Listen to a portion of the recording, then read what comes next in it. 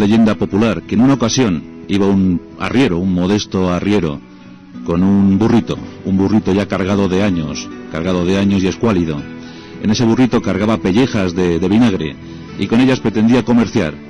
Tanto el burro como el dueño estaban a punto de caerse por la inanición, por el hambre, pero estaban intentando hacer su negocio.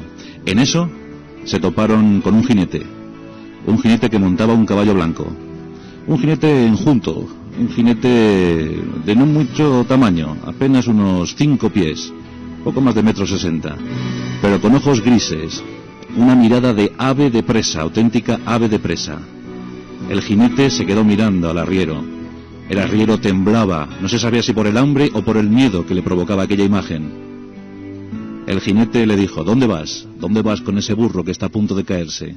¿Dónde vas con ese burro que parece casi una atracción de feria? El arriero le dijo: no tengo otra cosa. Con él me gano la vida, con él gano lo que puedo, con él procuro el sustento para mi abundante familia. El jinete sacó una bolsa y le dijo: acércate al pueblo de al lado, llégate a la casa del herrero y cómprale una mula, la vende por 1.500 reales. Y son estos que van aquí. Le lanzó la bolsa.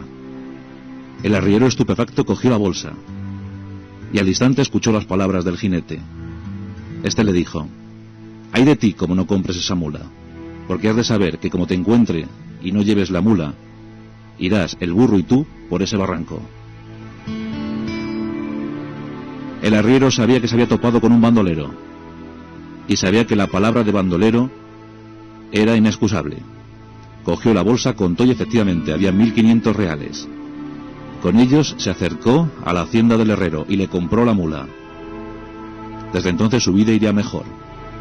Un pequeño detalle: esa misma noche 2 hombres se acercaron a la herrería, sacaron sus facas, sacaron sus navajas y le pidieron al herrero la bolsa.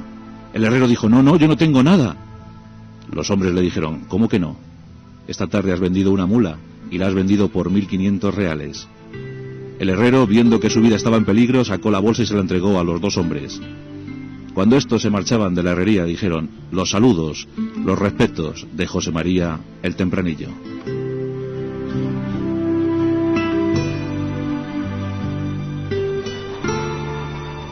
Vidas de leyenda, vidas de serranía, vidas buscándose y encontrándose con la ley.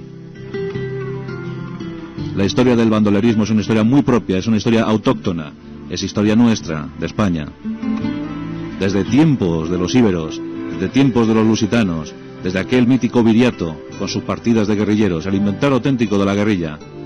Desde entonces, la península ibérica tuvo identidad propia. Se hablaba de los nuestros como asesinos, como ladrones, como bandoleros, pero la penuria, las condiciones económicas, las pésimas condiciones alimentarias, provocaron que muchos hombres se lanzaran al monte para buscar unas mejores condiciones a su familia. Esta noche os vamos a contar algunas historias. Aquellos guerrilleros combatieron en numerosísimas guerras. En el siglo XVIII Andalucía estaba prácticamente despoblada, faltísima de población. El rey Carlos III quiso repoblarla y envió numerosos colonos, pero todavía no era insuficiente. Las tierras eran yermas, difíciles de cultivar, y sobre todo factores fundamentales para la aparición del bandolerismo: la penuria que imperaba en aquellos momentos, el caciquismo. España seguía anclada en la Edad Media, el feudalismo, los terratenientes, los implacables terratenientes, los que acumulaban grandes riquezas, los que sometían a los labradores, a las gentes de las peonadas, a las gentes de las jornadas, a los jornaleros, a situaciones misérrimas. Esas lamentables penurias, ese caciquismo vil y despiadado, provocó que mucha gente se lanzara al monte. Primero fue el contrabando y posteriormente el bandolerismo. Durante el siglo XVIII afloraron estupendos bandoleros, grandes nombres para la leyenda popular, porque efectivamente el pueblo les apoyaba, veía en ellos a los héroes, a los únicos capaces de presentar frente, a los únicos capaces de presentar batalla a los poderes fácticos. El caso de Diego Corrientes, el legendario bandido Diego Corrientes, aquel al que jamás se le pudo imputar ni una sola muerte. Diego Corrientes fue cuatrero, robaba ganado en las grandes fincas y posteriormente lo llevaba, lo conducía a Portugal, donde lo vendía. Diego Corrientes fue apresado en 1781 y ejecutado en Olivenza. Su leyenda todavía perdura. Pero sin duda alguna, el bandolero más famoso de toda la historia se llama José María el Tempranillo.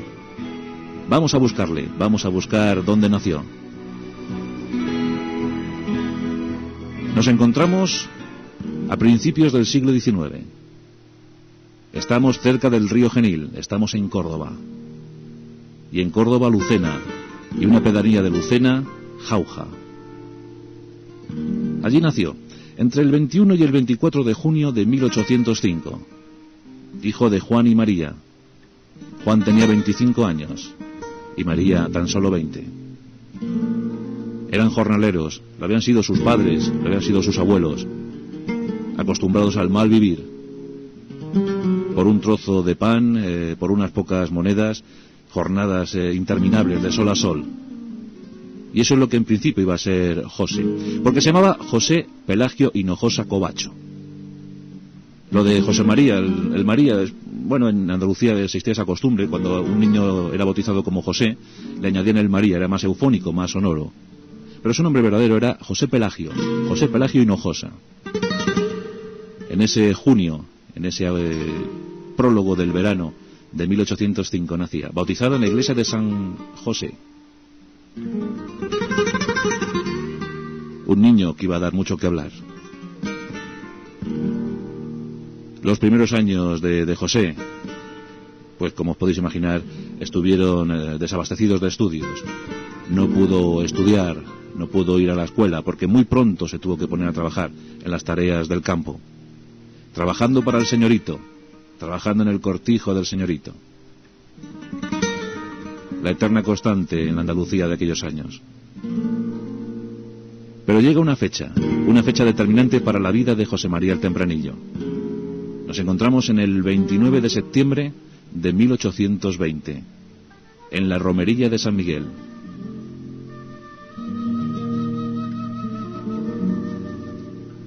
Sus exégetas, sus biógrafos, todavía siguen discutiendo la causa, el motivo que empujó a José María el Tempranillo a lanzarse al monte. Hay tres hipótesis. Tres.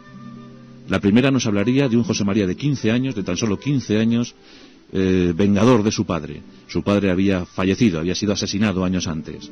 Esta es la primera leyenda. Con tan solo 15 años, matando al hombre que había asesinado a su padre. La segunda leyenda nos habla de un José María matando al violador de su madre. Un individuo que había ultrajado a su madre ya viuda, y que José María cumplió venganza matando a este indeseable. La tercera hipótesis, la más razonable, nos habla de un José María enamorado de Clara, una joven niña de Jauja. Los dos andaban en romería, la romería de San Miguel. José no pretendía ser otra cosa sino labrador, sino jornalero. Pero hubo un baile, y en ese baile un hombre ya adulto se acercó a Clara, la importunó, la pidió bailar. La niña se negó. José trató de defenderla. El hombre empujó a José. Rápidamente, José sacó su faca, sacó su navaja. El adulto sonrió y sacó la suya. Las dos miradas se cruzaron. Y durante unos minutos estuvieron luchando. Finalmente, la navaja de José salió triunfante y llena de sangre. Con tan solo 15 años, había encontrado ya su paso directo a la muerte. Había encontrado a su primer hombre muerto. La pena para un asesinato era, por supuesto, la capital. José se iba a enfrentar a la pena capital. Le iban a ejecutar. No habría piedad, ni tan solo un ápice de piedad para esos 15 años. José sabía que su futuro estaba ya sentenciado. Por tanto, cogió el primer caballo que pilló y se lanzó al monte. Le estaba esperando Sierra Morena. Ahí comienza la leyenda del mayor forajido de la historia. Ahí comienza la historia de José María el Tempranillo. Por eso le llamaron el Tempranillo. Con tan solo 15 años se lanzó, se tuvo que lanzar obligado a la aventura. Otros dirían que le llamaban tempranillo por lo temprano que se levantaba, que siempre era el primero de la partida que se incorporaba, pensando y buscando la aventura y el posible botín. Con 15 años anduvo solo por la sierra. Primero se dedicó al contrabando. Estuvo haciendo de las suyas por territorios de Cádiz. También se acercó, se le pudo ver por Sevilla. Y finalmente dicen que se incorporó a la celebérrima banda de los 7 niños de Écija. Ahí, por ejemplo, andaba el Tragabuche. El Tragabuche era otro bandolero que ya tenía cierto nombre, cierto cartel. El Tragabuche había querido ser torero, era un torerillo de medio pelo. Pero cuenta la historia que en una ocasión, cuando se dirigía a lidiar una res a un pueblo vecino, se cayó del caballo y se malhirió el brazo. Eso le obligó a volver a su casa. Y cuando llegó a su casa, antes de tiempo, encontró a su mujer en brazos de otro. Tenía un brazo inmovilizado, pero eso no fue obstáculo para que con el otro cogiera al adúltero y le estrangulara con sus propias manos.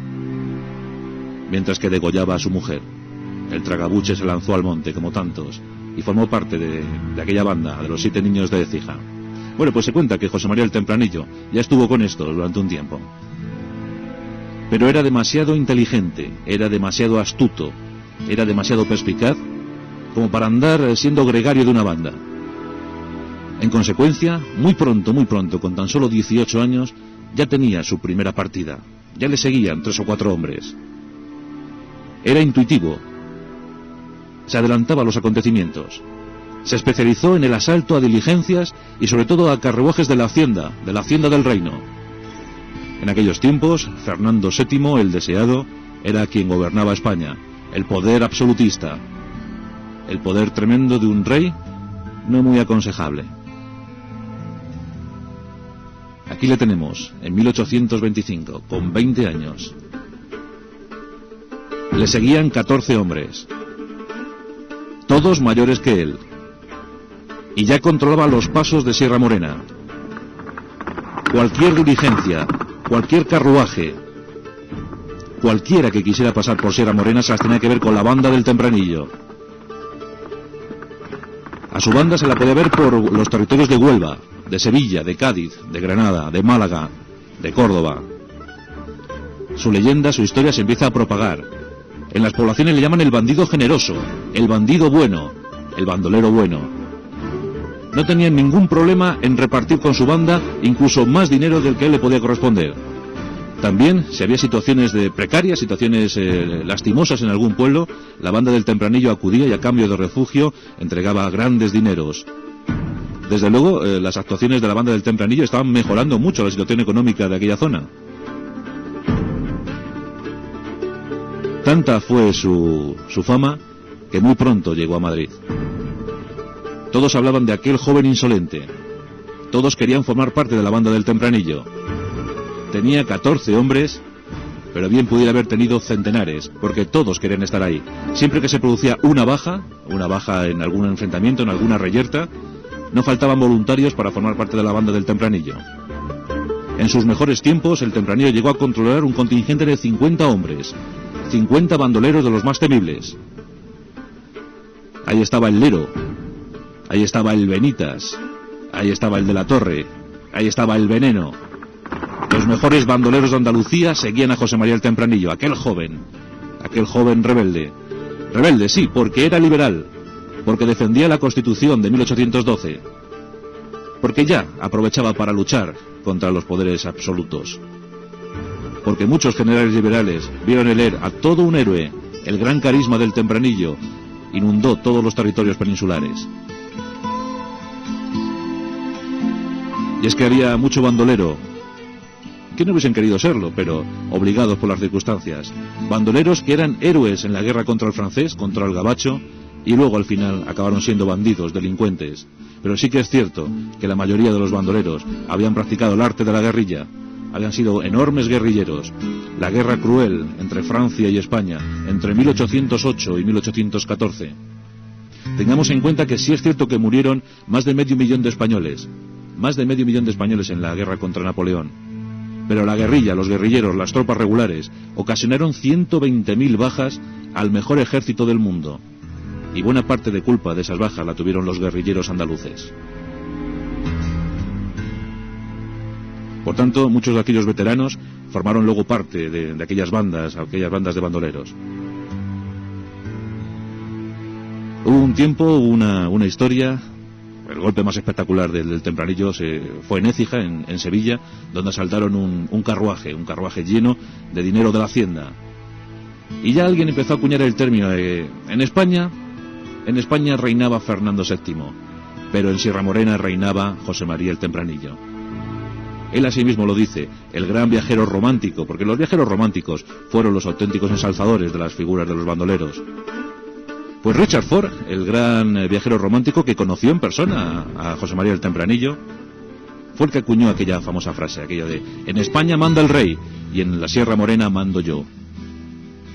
Sus hombres lo sabían todo, había incluso un pequeño servicio de inteligencia, un pequeño servicio de espionaje. En cada pueblo había alguien que informaba a la cuadrilla del Tempranillo sobre los movimientos de los hombres del rey o de los voluntarios del rey, los migueletes, los eternos enemigos del bandolero, el miguelete.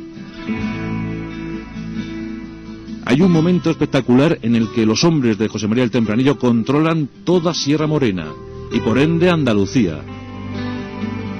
Todos los pasos están controlados por los hombres del Tempranillo. Y finalmente, el Tempranillo, muy poco dado a la violencia, crea una especie de peaje para que todo aquel que transcurra por Sierra Morena se vea obligado a pagar un tributo. Además, era un hombre muy respetado y muy respetable. Cuando detenía alguna diligencia, ordenaba bajar a todo el mundo con muchísimo detenimiento, incluso ofrecía su brazo para que bajaran las damas, las buscaba un lugar en la sombra, le solicitaba su mano, y cuando tomaba la mano de la dama, la desposeía de sus sortijas diciendo, una mano tan bella no necesita este tipo de adornos. Por supuesto, las damitas suspiraban por el bandolero. Y no es que fuera muy agraciado. Ya os digo, como decían entonces, era un poco recortadito. Apenas levantaba 1,60 m del suelo, poco más de 1,60 m. Era de complexión fuerte, era un tipo cuadrado, pero casi entradito en carnes. Unos dicen que era rubio. Bueno, Próspero Mérimée, por ejemplo, en Francia escribió de él que era rubio con los ojos azules altísimo. Claro, un idealismo total. Unos decían que era rubio, otros que era moreno de ojos azules. Parece que era un castañito de ojos grises. Eso sí, decían que era la mirada más espectacular de toda Andalucía. Una mirada profunda, penetrante. Ojos grises, ojos de águila, ojos de ave de presa. Sabía perfectamente a quién o a quiénes debía atacar. Ahí estaban los cortijeros, ahí estaban los latifundistas, ahí estaban las carretas, los carruajes de la hacienda pública del rey. Sí, sabía cómo hacerlo. Le gustaba vestir esa camisa fina con una chaquetilla de terciopelo. Llevaba 2 grandes pistolones, siempre cargados, en su faja de seda. Y una navaja, como decían entonces, de las de afeitar. Una navaja de afeitar también en esa faja. Su caballo predilecto era un caballo blanco, un blanco amarillento, lo que llaman bayo. Un caballo hermosísimo, de raza andaluza. La imagen era tremenda. Es como uno de los grandes héroes, como Robin Hood.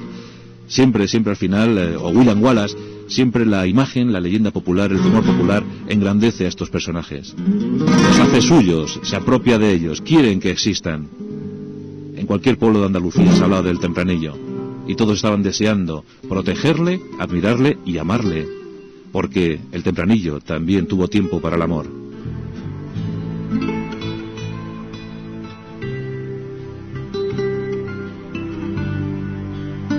Ella se llamaba Jerónima Francés, María Jerónima Francés, una hermosísima y espléndida joven gaditana.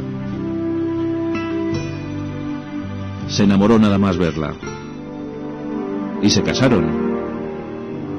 Vivieron un romance como jamás se había visto. Se les podía ver pasear, ella a lomos del caballo de él, los dos por la serranía, por sus dominios, por su gran reino. Un amor que tuvo un final tristísimo, porque Jerónima había quedado embarazada. Iban a tener un retoño, su primer hijo, un varón. Nos encontramos en el 6 de enero del año de 1832. Jerónima está a punto de parir, está a punto de dar a luz. Pero en ese momento el Tempranillo está muy buscado por todos los pueblos. Hay muchas partidas de migueletes buscándole. Deciden ir a dar a luz, deciden que Jerónima dé a luz en un cortijo abandonado. Nos encontramos cerca de la localidad de Grazalema, y en ese cortijo incursionan los dos. El Tempranillo va a ayudar a su mujer a dar a luz. Han dejado el caballo fuera y están esperando el feliz momento. Y en eso, los migueletes. Los voluntarios del rey habían recibido noticias, algún delator, algún traidor había denunciado al Tempranillo. Y los migueletes rodean el cortijo, sigilosamente, poco a poco, lentamente. Los migueletes van rodeando el cortijo. El fin del Tempranillo parece inminente, parece próximo. Pero el Tempranillo se percata, era un ave de presa, se percata de la emboscada. Saca sus pistolas, saca su trabuco y se pone a replicar, se pone a disparar a los migueletes. Son momentos de máxima tensión. Los migueletes le están acosando, disparan, pero no se atreven a entrar, no están decididos, le tienen demasiado miedo, hay demasiado temor a la figura del Tempranillo. Incluso no saben si está acompañado por otros hombres de su partida. El Tempranillo hace frente durante algunos minutos a los migueletes, pero Jerónima estaba demasiado nerviosa, presa del pánico, aborta. Ella muere en el parto. El niño a duras penas está vivo, pero ella había muerto. Un niño prematuro, había nacido antes de tiempo. El Tempranillo, contraído por el dolor, atenazado por el dolor, solo tiene una idea, escapar de allí. No quiere que su vida acabe así, al lado de su mujer muerta y de su hijo moribundo. No quiere que toda su leyenda, que toda su historia acabe así. No puede terminar un sueño así. Coge su caballo, coge el cadáver de su mujer, lo ata a su cuerpo, a su propio cuerpo, y el cuerpo del niño coge a su bebé y se lo pone en su faja de seda. De esa manera, con su mujer atada a la espalda y el niño al pecho, monta su caballo. Decide cuál es el mejor camino. Mira la situación, contempla a los migueletes. Estos atemorizados ven lo que está haciendo. Cargan sus fusiles. El Tempranillo va a saltar sobre ellos, va a escapar del cortijo. ¿Lo conseguirá? Comienza la acción. Los migueletes empiezan a dispararle, con más miedo que vergüenza. El Tempranillo, decidido, con la mirada fija en el camino, salta con su caballo, sobrepasa la posición de los migueletes, nadie consigue darle, nadie consigue derribarle y escapa, huye de la situación ileso. La pena le acongoja, pero ha sacado el cadáver de su mujer y ha sacado a su pobre niño de la zona. El Tempranillo sigue abonando la leyenda.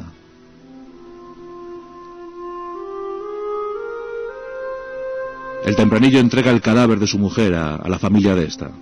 Y el niño, que milagrosamente consigue sobrevivir, también es entregado a la familia de su mujer Jerónima. Nos encontramos en el 10 de enero de 1832. José María, el Tempranillo, quiere bautizar a su niño. José María era tremendamente religioso, como todos los bandoleros. Él llevaba siempre una estampa de la Virgen de los Dolores en su pecho. Dice que le protegía. Y efectivamente, viendo la escena de los migueletes, viendo la escena del cortijo, la verdad es que sí que le protegía. El 10 de enero, José María el Tempranillo baja a Grazalema, va a bautizar al niño.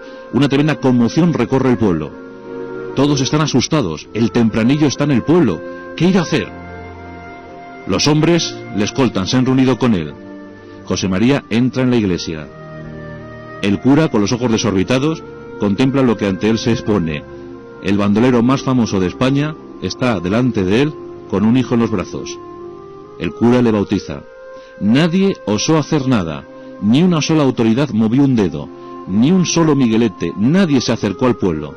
Todos respetaron el dolor de José María el Tempranillo. Después de bautizar al niño, José María montó su caballo, cogió sus hombres y huyó del pueblo, se escapó. Pero en ese momento todos firmaron la paz. Fue una especie de tregua que duraría poco.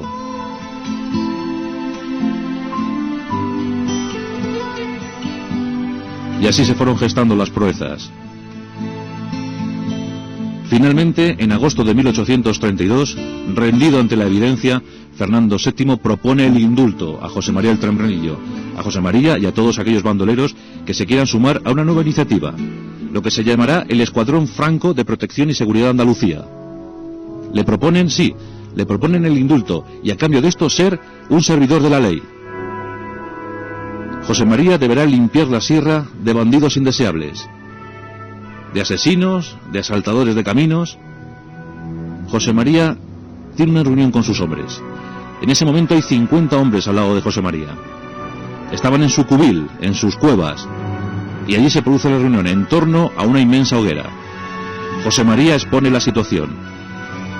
Tiene 27 años y está tan cansado que parece un viejo, con tan solo 27 años. Reúne a sus hombres y les expone lo siguiente: si os unís a mí, si me seguís, seréis servidores de la ley, seréis hombres honrados, se os respetará, podréis formar vuestra familia, nadie os dirá nada, seréis hombres libres.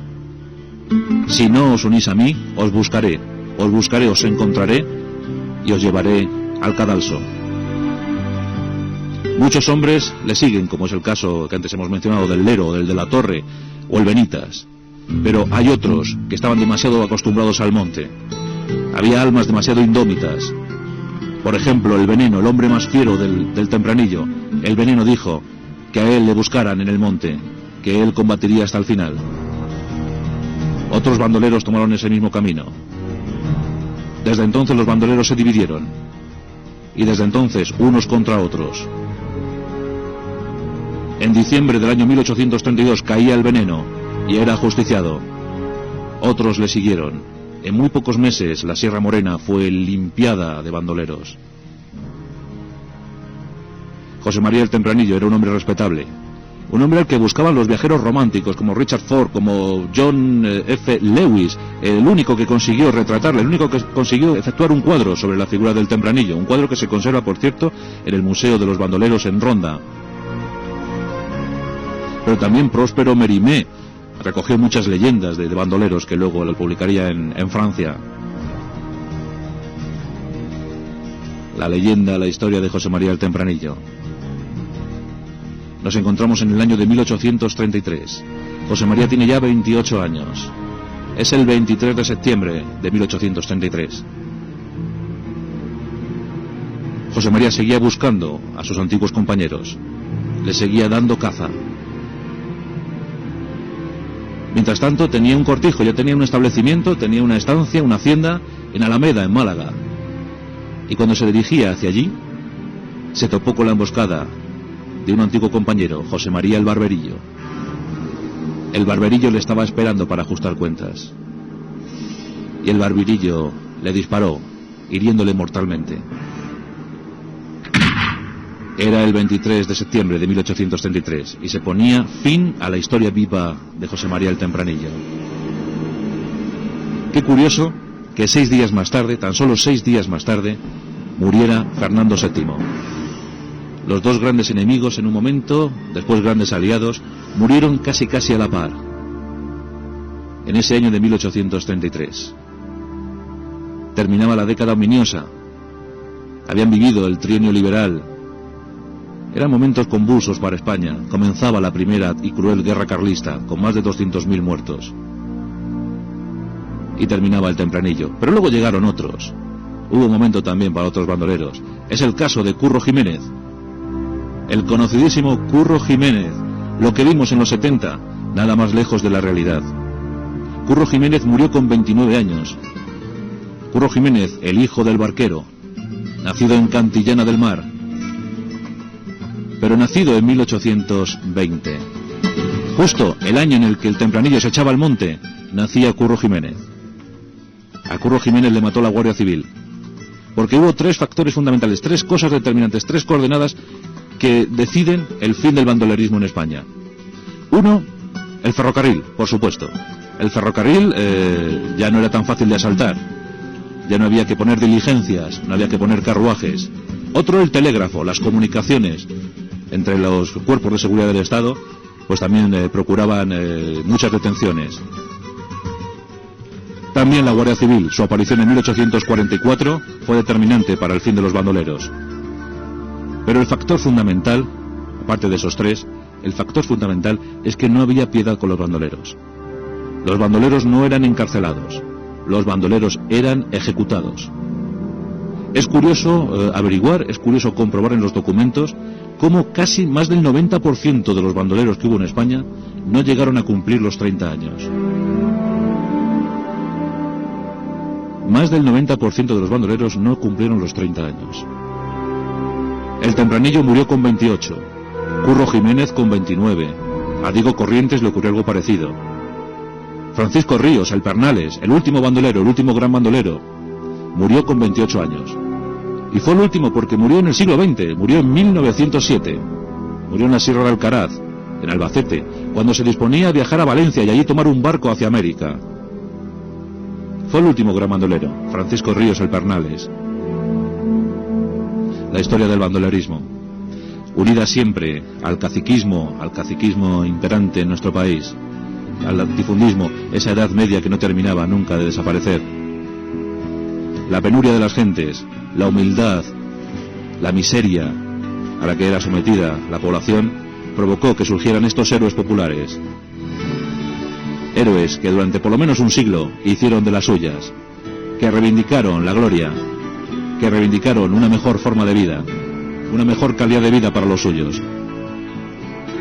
Fueron esos héroes populares, esos guerrilleros populares, fueron los bandoleros, y el más deslumbrante, el más descollante de todos ellos, sin duda alguna, fue José María llamado el Tempranillo.